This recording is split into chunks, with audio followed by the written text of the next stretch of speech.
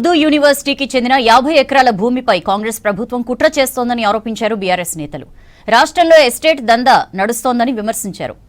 రెండేళ్ల కాంగ్రెస్ పాలనలో రాష్ట్రం అస్తవ్యస్తమైందన్నారు. బీఆర్ఎస్ నేతల్ని తిట్టడం తప్ప కాంగ్రెస్ చేసిందేం లేదన్నారు. 2.5 ఏళ్లలో అధికారంలోకి వచ్చేది బీఆర్ఎస్ సర్కారే అని ధీమా వ్యక్తం చేశారు గులాబీ నేతలు.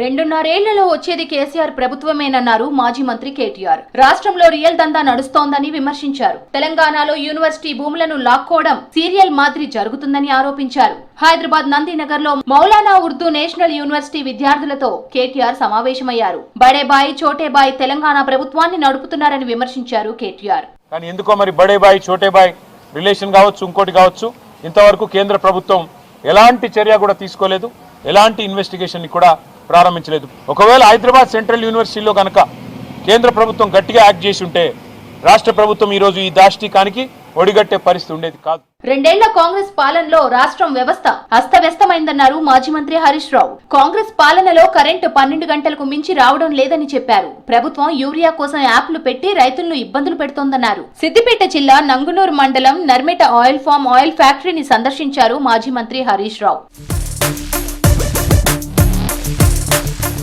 రానున్న ఎన్నికల్లో మళ్లీ కాంగ్రెస్ గెలవదు కాబట్టే అడ్డు అదుపు లేని పాలన సాగిస్తున్నారని విమర్శించారు మాజీ మంత్రి జగదీష్ రెడ్డి. సూర్యాపేట జిల్లాలో ముఖ్య కార్యకర్తల సమావేశంలో పాల్గొన్నారు. 2 ఏళ్ల కాంగ్రెస్ పాలనలో తెలంగాణ ఆగమైందన్నారు.